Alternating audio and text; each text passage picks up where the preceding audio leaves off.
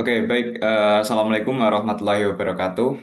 Salam sejahtera bagi kita semua. Pada kesempatan kali ini, kita mungkin akan membahas mengenai penemuan neutron.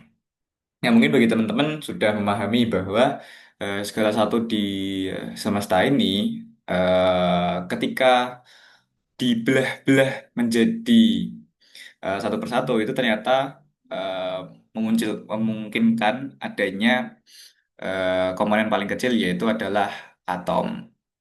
Nah, ternyata atom ini juga memiliki beberapa komponen penyusunnya, yaitu seperti proton, elektron, dan juga neutron. Nah, mungkin sebelum kita membahas mengenai bagaimana penemuan neutron, kita mungkin sedikit membahas mengenai penemuan komponen sebelumnya, yaitu mungkin dari penemuan elektron ya. Nah, penemuan elektron itu ditemukan oleh J.J. Thomson, yaitu ketika melakukan eksperimen yang ini ya sinar katoda, kemudian dikenai oleh medan listrik dan ternyata eh, sinarnya, ternyata partikel itu berbelok dan berbeloknya itu adalah mengikuti pada medan positif. Kemudian ada yang namanya proton itu ditemukan oleh Eugene Goldstein yaitu pada percobaan sinar katoda juga.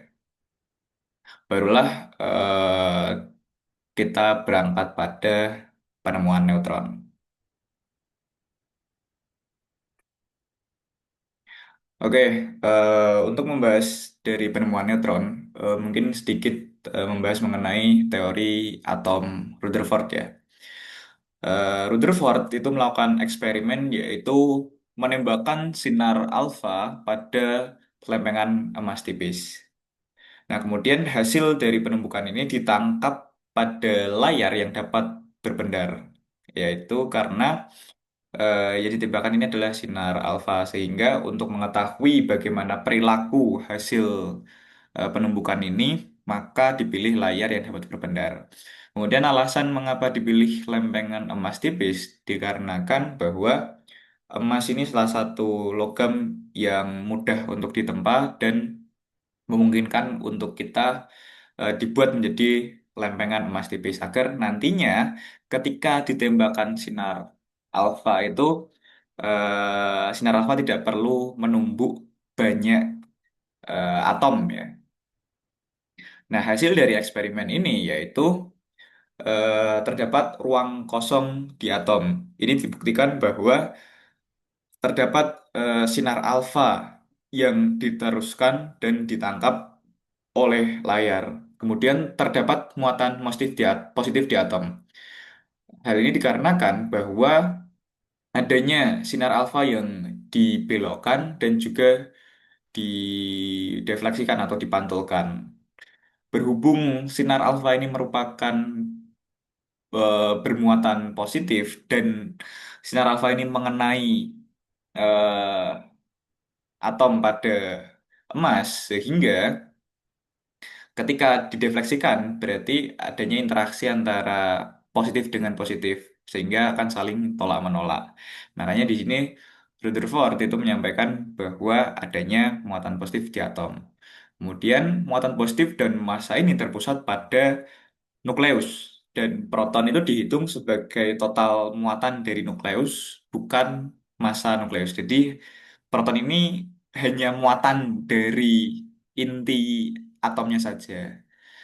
Nukleus ini merupakan inti atom seperti itu. Nah, untuk model atomnya dari Rutherford ini seperti ini. Jadi Rutherford ini menyampaikan bahwa adanya ruang kosong di antara nukleus atau inti atom dan juga elektron. Dan proton itu terpusat pada proton itu terpusat pada inti atom. Nah, kemudian hipotesis Newton yang disampaikan oleh Rutherford yaitu adalah muncul permasalahan jika disebutkan inti atom ini mengandung seluruh muatan positif. Ambil contoh saja kita unsur helium ya, yang memiliki nomor atom itu adalah 2. yang mana ini seharusnya ada dua proton. Nah, sedangkan massa proton itu kurang lebih 1 unit, maka seharusnya adalah ada 2 unit. Tapi massa helium itu memiliki 4 unit.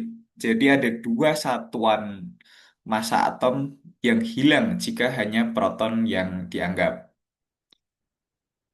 Sehingga Rutherford ini menduga bahwa kemungkinan ada partikel baru dalam inti yang tidak bermuatan namun punya massa mirip proton.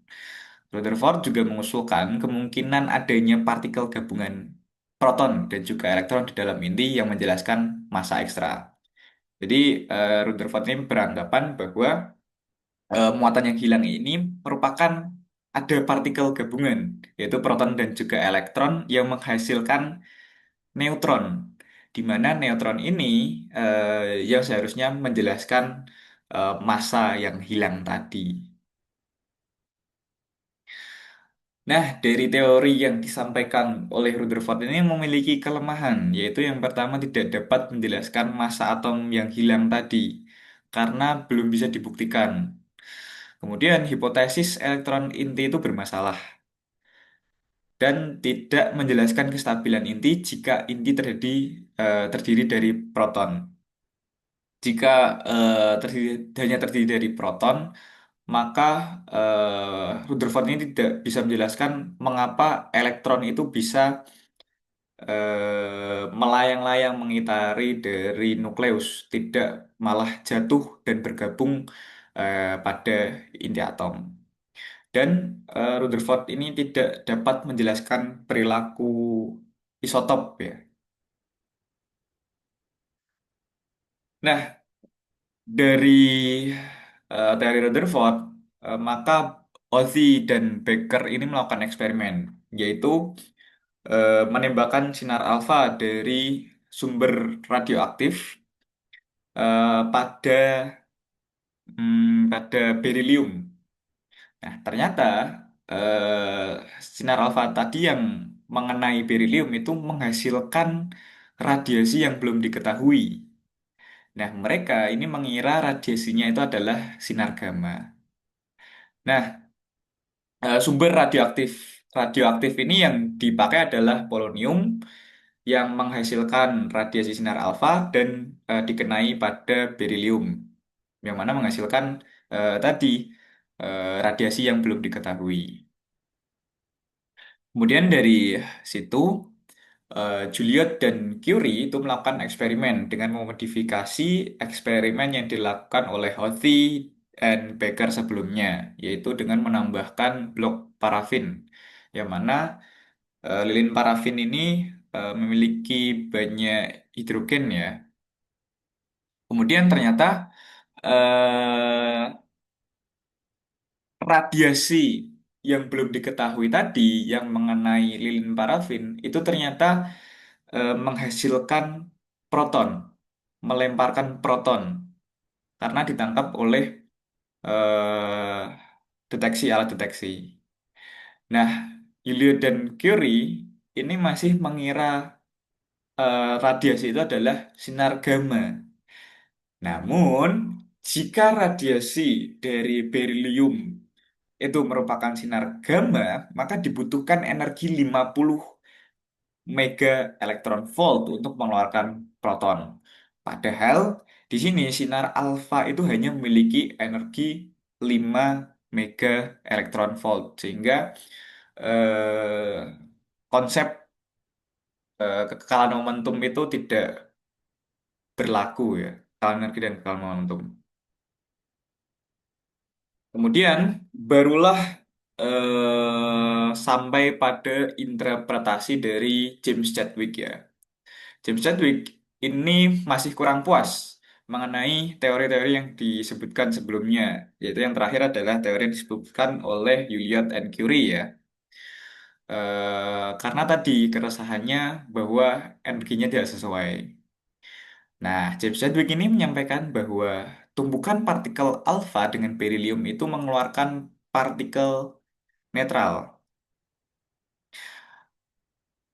Kemudian, energi kinetik dan momentum dari partikel neutron itu cukup untuk merupakan dari parafin. Jadi kalau jadi begini ya, beranggapan bahwa eh, yang ketika menganggap radiasi yang diketahui itu sinar gamma, maka tidak sesuai karena energinya itu memang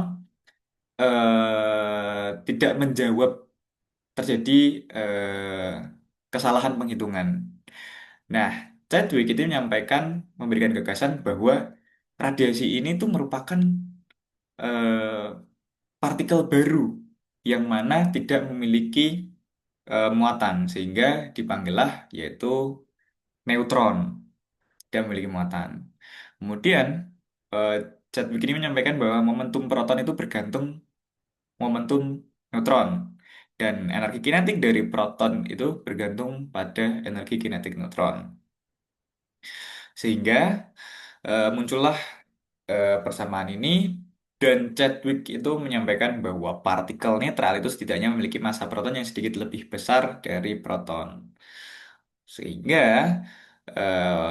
Chadwick menyampaikan bahwa partikel yang keluar dari berilium yang ditembakkan oleh sinar alfa itu merupakan partikel neutron.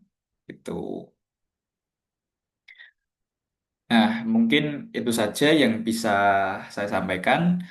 Kurang lebihnya saya mohon maaf. Terima kasih. Saya Muhammad Sulfikya.